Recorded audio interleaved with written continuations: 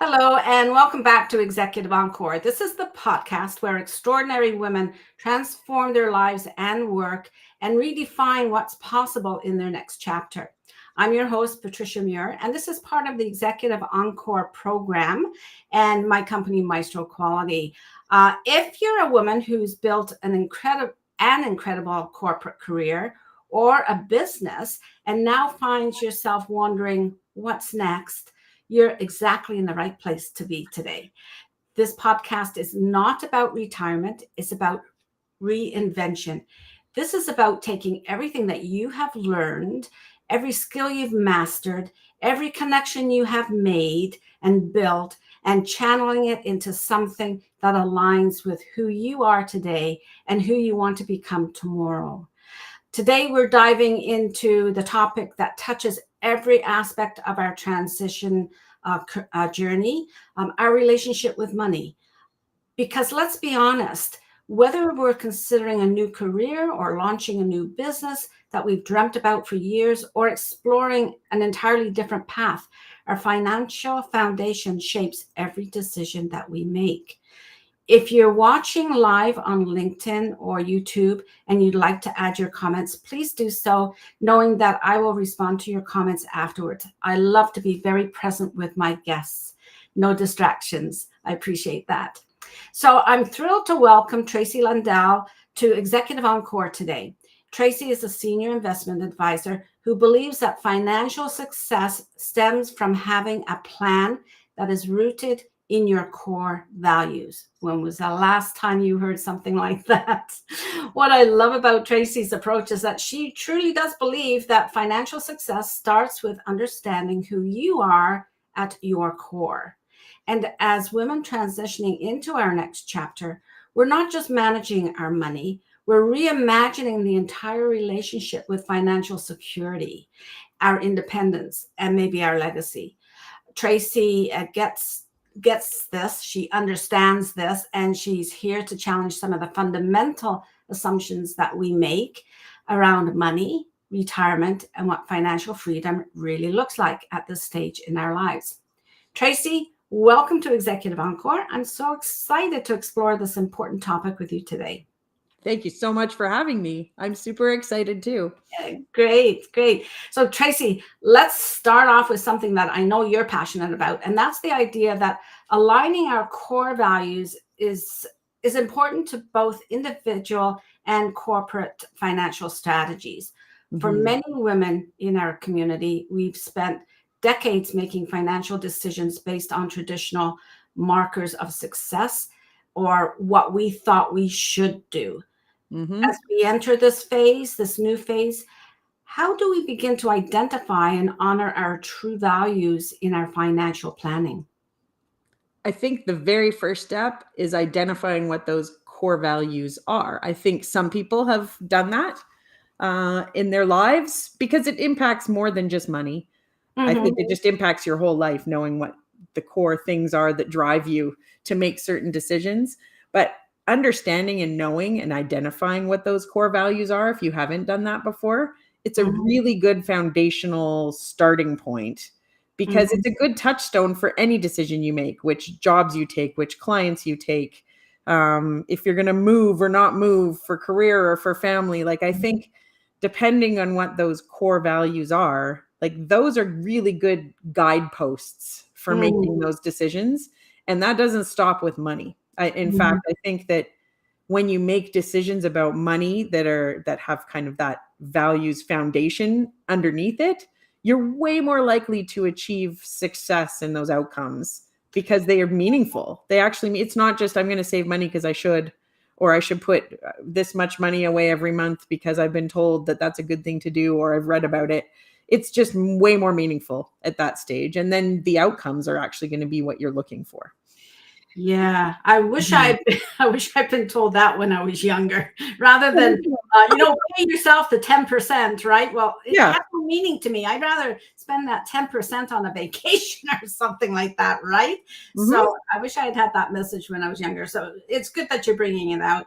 How do women transitioning from corporate careers discover their values around money? Because how it may have evolved because many of them, it's been about climbing the ladder and increasing their salaries or their income Yeah. without really any thought, like I said before, about is this tied in with my values, what I'm doing here? Yeah. Well, and I think that's why no matter what stage of life you're at, if you've never really explored it, or if you've thought about it even a little bit, but you haven't really tied those values to Yeah.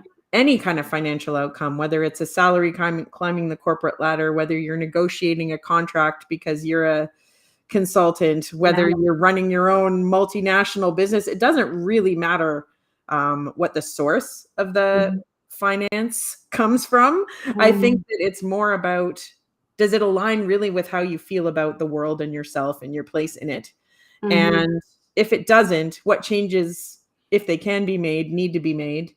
And I think that as people have climbed up the corporate ladder, especially if you have done that for most of your career and then you've taken this leap into entrepreneurship or leadership in a different way, I think that that is a really good time to explore it, because you really want to understand the kind of leadership that you want to be, either in your company or just out in the world if you're a consultant as well. Like, what messages do you want out there? What really aligns with how you feel about everything? Because you're way more likely to be financially successful if your messaging and your thoughts are aligning with what you're trying to deliver. Now, the interesting thing about that, like we're still in that kind of side hustle culture. Yeah. So for women starting consulting practices and businesses, how can they build their financial strategy from a values first perspective? Well, and I think that ideally, a lot of that happens before you start. But that's not always the case. Sometimes people just launch right in because life throws curveballs at them and they've been given like an early severance or retirement package, and now you're in a position. So you can't always choose that. But ideally, if you can, doing some of that work before you launch into the new adventure is ideal, because then you can kind of build your structure around it.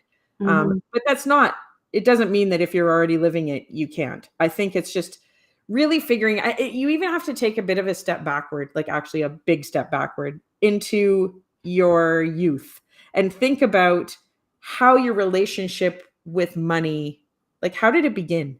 From the time as early as you can remember. Think about what your very earliest money story was. And for some of us, it might be like earning their allowance or getting birthday money, and then what you did with it and what the expectation was that you did with it. And a lot of that comes to our parents and our grandparents and their feelings about money. And I know when I was growing up, it was not a subject that you brought up at the dinner table. Like, it was not like fully taboo, but it was not like, money was not something that we discussed outwardly as a big group. So that's a hard thing to kind of get your footing when it comes to how you handle money when you receive it.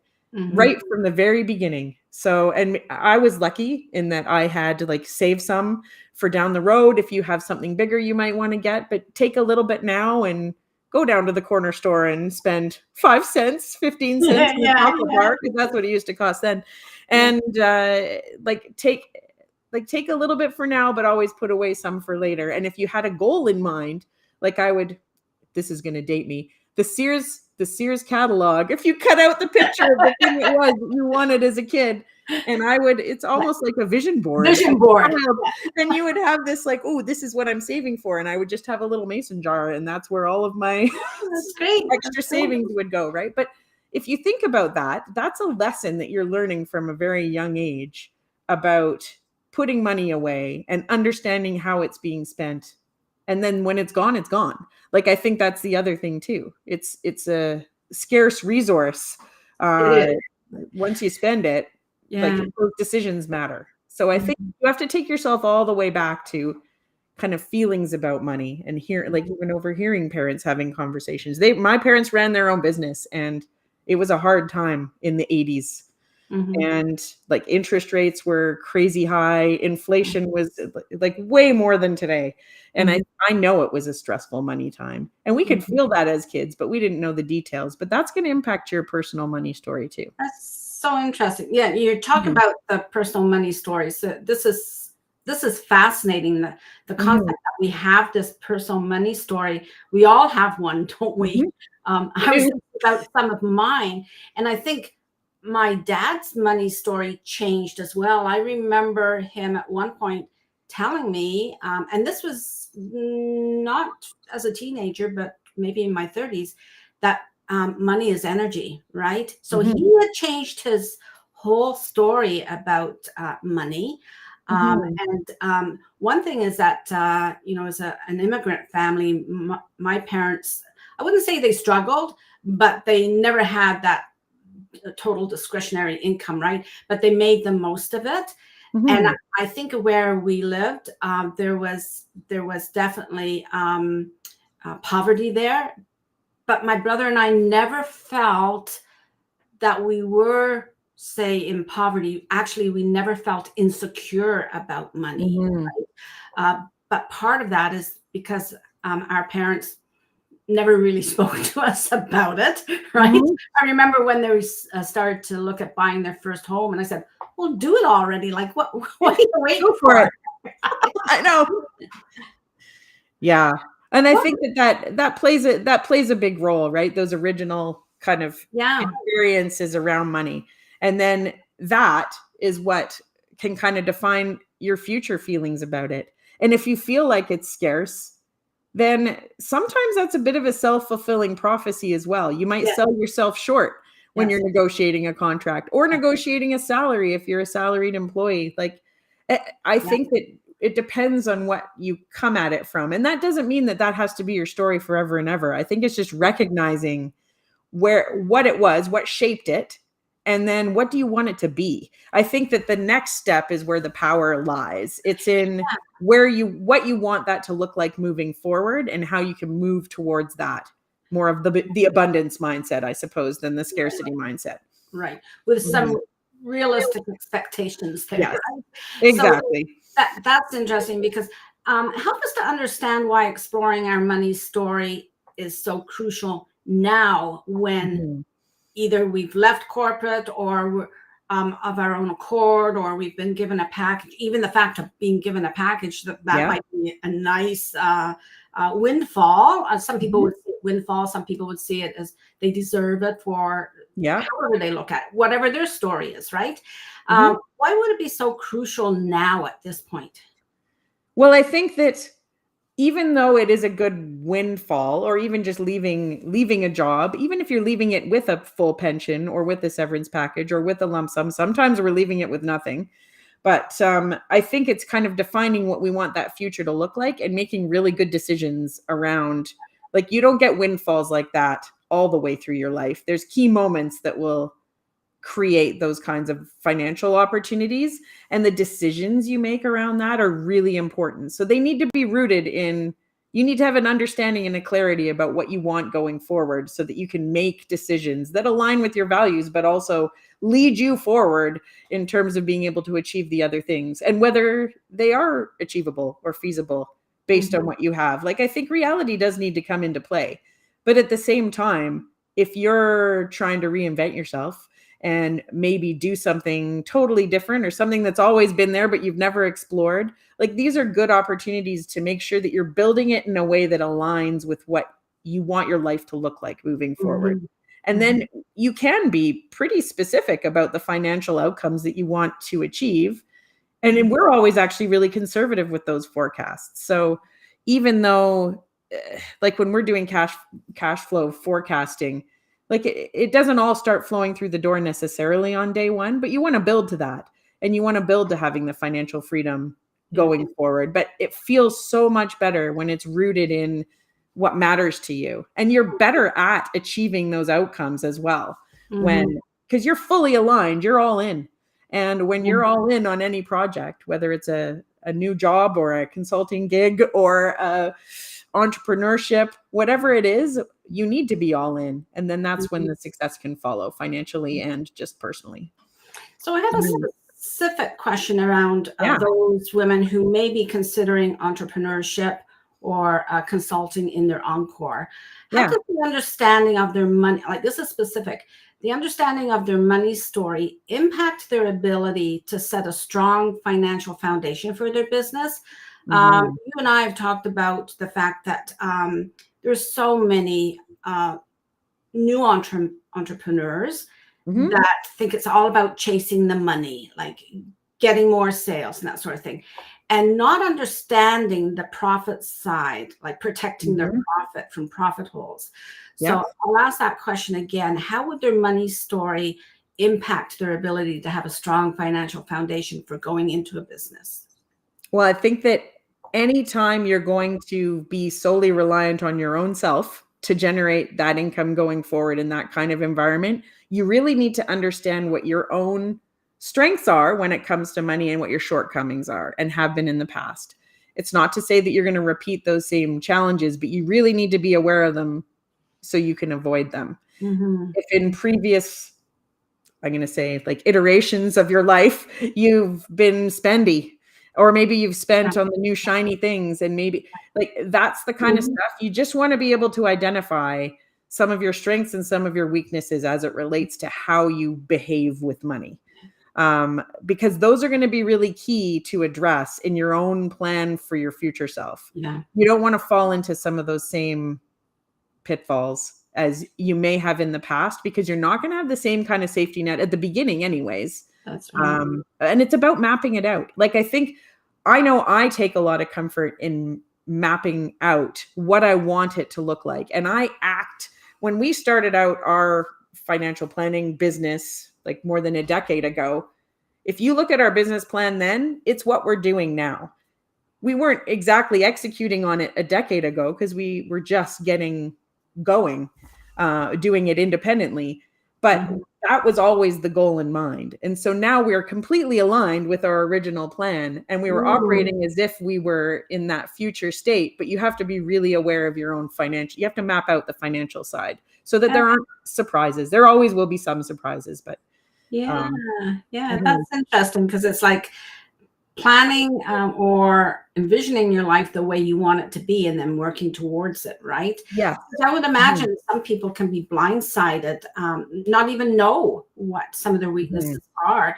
And when they do say that their business does really well in the first couple of years, and we never know these days what's going to affect our business, right? It could be like, whoa, I got all this. I heard a one where, that their revenues were a certain amount, and they actually took half of and it was a good amount of revenues, half of the amount into their personal income, not understanding that it was going to be taxed big time, right? And so they don't understand that concept, that you want to protect that money from as much as you can from taxes. And you need to invest in yourself or your business a lot in the beginning part. And I mean, all the way through, to be quite honest, it just might not be the same percentage of revenue that you have a decade in that you had at the beginning. It's probably a much higher percentage at the beginning. So really understanding how, taxation is actually one of the big areas that we can make or break your financial future by being a tax efficient human. Or having a really good accountant and advisor. That's a tax accountant and advisor. Yeah. You need a team around you for the tax side, because my goodness, can that either derail or really boost forward a plan? Yeah. Either way, if you haven't paid what you're supposed to, that can be quite a penalty and that sort of thing. So, Tracey, we're on to this bold statement now. I love that this statement's going to resonate with our listeners, and that you say retirement is an antiquated concept, right? That's quite a mouthful as well. In a world where women are living longer, staying healthier, and frankly, have too much wisdom and energy to simply retire in the traditional sense, this perspective feels almost revolutionary. Tell us what you mean by this and how it should reshape our financial planning. So I mean, probably a couple things by it. So first off, we don't all work for one company from the time we're 20 until we're 65 and cash in a big pension. Some of us have that, but I would say most of us do not. So in that particular world, previously, I think that like that's where the retirement concept came up. I'm going to work, work, work. And then when I'm 65, I'm going to cash into my big pension and that's going to last me the whole rest of the time and I'm good to go. And there's not a lot of thought that had to go into it. It's not like that anymore. No. Pension plans, even if you do have one, aren't the same as they were before. There's a few of them, and we call them unicorn pensions because they're almost too good to be true and they aren't very common. But every now and then you'll see one, but you can't really just retire based on the retirement savings plans that we have available to us personally or through work options without considering other things. And you're right, we live a lot longer now. So if you're going to, and people don't necessarily want to just stop working anymore either. It's nice to have a sense of purpose. You're probably the most knowledgeable and the most useful in the world with the information that you have at the latter end of a career than when you started out. And it seems like such a waste of amazing resources for people to not do something with it. And focusing in on the thing that you love the most about what you did over your career is super liberating, I think, for people. And being able to still bring in a bit of a cash flow is kind of awesome. But now you're honing in on the thing that you love to do and that you're really good at. I think that some of the clients that we have, they're the happiest they've ever been because now they're really focused on the part of them that they loved throughout their working, but now like they've reduced the noise. They don't have to do all of that other stuff. It's up to them now because they're in charge. They're either consultants or they've started their own company or solopreneurs all the way up to like, now I've got this like super successful company that, man, I wish I did this a long time ago. I think that retirement, people don't just stop working anymore. No. I mean, some people do, but it's really, really rare. And first off, life is expensive. So I think there's a necessity piece to it as well to keep that cash flow going. But it just gives you more opportunities to take advantage of cool things when they come up, like travel or other things. Maybe you want a recreational property so a lot of people are achieving these goals later in life. And I think that it's exciting to see. So that's why I think it's an antiquated concept. I think that whole idea of just retiring and then like sitting on your nest egg rocking chair with your lemonade is not, I mean, if that's what you want, very cool. Like we could still try and plan for that. But most people are like, no, I've still got lots to do and lots to give. Yeah. There's still a lot of value in your wisdom that you can share. And, even though we're talking about money, it's not all about money, right? It's about what you, like my dad said, it's the energy. So what is your money doing for you? It's just the engine to help you achieve and do things that you want to do. Like the money is not the goal in and of itself. Achieving more money doesn't make anybody happy. It's the choices you make with it that that's still a hard concept for some people to even evolve to that point, because we still see it as being so important for our standard of living and things like that. So for women who might have planned around a specific date, a retirement date, how can they reframe their financial strategy to support a more dynamic future rather than waiting to that end and then I've got this nest egg? Well, I think that there's actually a lot of power to be taken back by saying, what could I do now? Not don't put it off. It doesn't mean you have to quit your job and start something brand new, but why limit yourself to a date that's 8 years down the road or 5 years down the road and do things that you're not really loving right now? Maybe there's a way that you can be earning just as much and doing something different earlier than that. And then don't give yourself just this hard deadline. It is nice to have deadlines for planning. Like on the math side of our business, it is helpful to be able to map things out with certain dates. But locking yourself in can be tricky, because if something happens in life and it derails a plan for some reason, it can be depressing to say, oh man, I got to work for another 3 years. Or like, what is it I can do beyond these times that I just really want to do that can generate me some cash flow? So, and women make really good decision makers. We are good decision makers around money. So we make good choices. We're good stewards of money as well. We tend to be more philanthropic. And I know a lot of people in retirement tend to do more around that as well. So don't lock yourself into a date, although it is handy to have dates for planning, but I would pick more than one. Like here's my probable date, here's my earlier date, and here's what I would do if I could. And yeah. So maybe reframing that to milestones, right? Milestones, Yeah. Mhm. And you spoke there about, for younger women who are listening, Mhm. how they can plan for multiple chapters. That, like you said, they're Absolutely. probably just looking at that end date and saying, I have to have so much money for that end date. But there are other chapters of their life that Yep.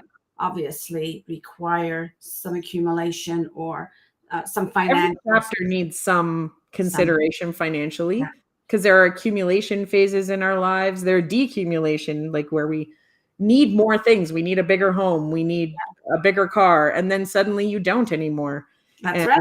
so it flows, money flows back and forth depending on what we need in life. And then it gets more expensive again in the very end years of our life because it's health concerns are expensive and you want to plan for that too. But that doesn't have to be everything. It has to be a good balance of what you need for now and then planning for what's coming down the road, those other milestones, those other kind of cycles of life.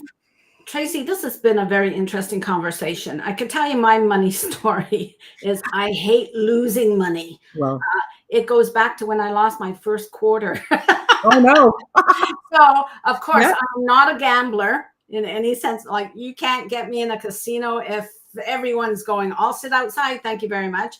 I just Mhm. can't stand that tension around losing money. I Mhm. don't know what that says about me and what it says about what I'm doing now. But I guess losing the power of money, I guess maybe that's how I Mhm. look at it. Okay. Probably, yeah. Yeah, you definitely challenged us to think about going beyond the traditional financial planning and instead create strategies that honor our values, like who we Mhm. are, who we want to be in the future, even, Yeah. and our relationship with money. And your insights remind me that transition that we're going through, that we're navigating, isn't just about career change or settling for another path, like settling for sitting on Mhm. the porch. It's about a financial evolution. I think you brought up that this Yeah. is an evolution now, right? It's not retirement, it's a financial evolution, Yeah. or revolution. It's about taking control of your story and understanding where your blind spots might be, Mhm. aligning your resources with what you really value, and planning the future to continue to grow and contribute and thrive on our own terms. So, could you share with our audience one time in your life where you identified a real shift in your story about money? I actually think that my biggest shift was when we started our own independent financial planning firm, because then that's 100% relying on us. I'd spent 30 years in a big bank, and there's a lot Mhm, of comfort that can be had mhm. from a nice salary and all of the benefits and the perks that come along with that. And so that was a big adjustment. That was a big adjustment, and we had to have and a lot of that thought and planning went in before we made the change. But it Mhm. was a quantum shift Yeah. in going 30 years from earning a nice and doing that, climbing that corporate ladder and doing all of those things to progress in your career. But autonomy is one of my core values. And Okay. once I really came to terms with the fact that, you know what, I really do value Wow. autonomy. And that freedom was incredibly liberating when I took that step. Was it financially scary? Yes, for Mhm. sure. Of course it's financially scary to take that step into the unknown, but I think the planning really helps ease the stress. Gives you more confidence if you're like, yes, this is reasonable. I know I can do this. Mhm. Having confidence about your outcomes really Mhm. does help deliver it. But I would say that was my biggest shift because, like you, I was really wanting just that stable income. Well, I had to let that go at the beginning um, for another value, which was the autonomy piece. So I Yeah. think they all take different lead roles in your life depending on what stage you're at. Yeah. But that was my big moment. Yeah. Mm-hmm. Thank you, Tracey. Yep. That's great. And to our listeners, if you know of a woman who's wrestling with the same questions that Tracey has responded to, whether she's considering a transition in her career or launching a business or simply remaining, reimagining what her future might look like, please Mm-hmm. share this episode with her. These conversations are too important for us to just keep to ourselves. Yeah. Links to Tracey's website and social media platforms will be in the show notes. But Tracey, at this point, is there anything that you would like to put out there as a call to action for the audience that's watching now? Yeah, for sure. I mean, one of the things that I believe very firmly that people just need an opportunity to at least get started or talk through some of their plans. So one of the things that I'm more than happy to do is to sit down, and I know it doesn't sound super sexy, but do a cash flow analysis just to kind of get that planning sorted so that you can actually move beyond the fear or the unknown and step into your new reality. So I'm absolutely happy to do that for anybody who is interested. Just reach out. I know some people will say, "Ooh, budgeting. How is Not cash really flow?" budgeting. I was going to give you the opportunity to say, "How is this different than budgeting?" I Because a think bank would ask you to budget, they right? would. Well, and it's not like budgeting isn't important. I always call it a spending plan. A spending plan and a savings plan are good things to have. That's not really what I'm talking about with the cash flow planning. That's kind of mapping out what you want your future to look like. So really it's imagining what that's going to look like and really thinking about how you can generate it. So I would say it's more big picture than I that, but you do get granular with the numbers on that sort of thing as I well. So it's a little bit different, but of course your spending is going to influence it, but it's not a budget. That's certainly not fun. To our audience, reach out to Tracey if you're Mm-hmm. interested in that cash flow analysis. Mm-hmm. And don't forget to subscribe to Executive Encore wherever you listen to podcasts, and join the Encore Network, a membership and community of women who are proving every day that this is our best chapter and it's still to be written. It's not over. We haven't ended the story yet. We need to know what our story is about money so that we can continue. Add your comments so that you have a voice, because your voice matters, and leave us a review. This is how other women will find us as well. Subscribe to the Sunday Encore newsletter if you haven't already to read more about Tracey, who will be featured in this week's blog that will come out at the end of this week and published in the newsletter this Sunday, August 24th.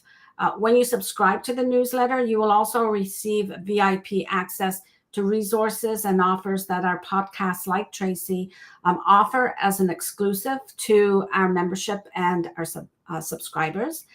Please visit my website. You'll see the blog at the bottom. Just chop off the blog there, and that's the website. And follow me on LinkedIn. All links will be in the show notes anyway. And remember, your money story matters.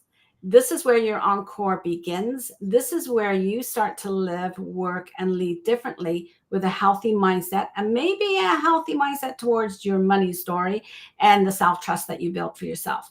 So until next time, take care of yourself, do what's best for you, and don't jeopardize what